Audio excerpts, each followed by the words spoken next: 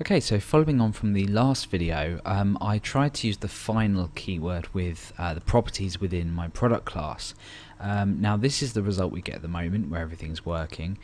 We can apply final to a method, just for a recap, essentially just to mean that we cannot redeclare this or override this this method. However, when we use final with properties, we get this fatal error and it says cannot declare property final. It's only available for methods and classes, and I demonstrated that in the last tutorial. Now in this video we're going to look at the constant or constant values within classes. Now it's extremely simple, and in this case it's a perfect example because we have the rate of VAT which we may want to declare as a constant. However, we'll then look at some of the problems that can arise with this as well. So if I want to create a constant, I'll use const, so C-O-N-S-T, and then I'll say VAT. Notice that we're omitting the $sign, and then I'll make this equal to a specific value. Okay, so now what I can do is I can replace VAT here. Now this is slightly trickier because by declaring a constant we now have to address this or use this variable, constant, slightly differently. We could, well, you'd think that we could say this and then VAT, or we could just, you might think we could just do VAT. However, both of these are wrong. Now if you think back to the scope resolution operator that we looked at, which looks like this, class name, 2 colons, and then property or method. It doesn't actually look like this, but this is where we define the class name, this is where we put the property or the method. This is essentially how we do it. You remember we saw parent, scope resolution operator, then the property name or the method name. In this case we're not going to do that. We're going to look at something slightly different, which is self, and this will refer to the current class. So self VAT will now mean that we can access this VAT constant, and it's always good practice to define constants if they are constant, obviously, so we can make use of them in that way. So now when we refresh we get exactly the same result. We could put the VAT up very slightly and we get varied results, so we know that this works now. Now the only problem with this is that when we go over to book, what we can actually do is we can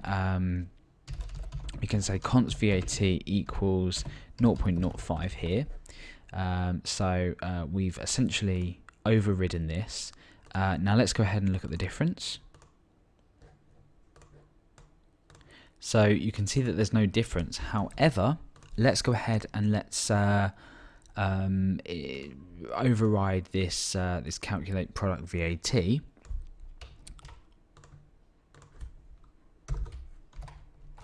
and let's check out the difference. And it's changed.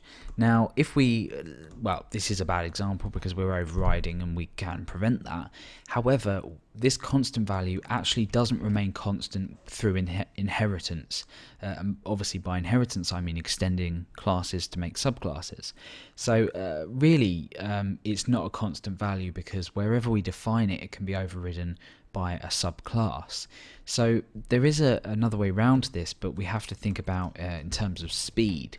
So let's go ahead and just get rid of this here and keep this as it was. Now in PHP normally we can use define to define a value for a constant. So for example we could say define VAT, and then we'll define this as 0.20. And then in here we can just go ahead and, well, we'll get rid of this, we'll just comment it out for the moment. In here we can go ahead and we can say VAT, and then when we refresh we get exactly the same result because we've defined this as a global constant. Now this is slower than defining a constant within a class.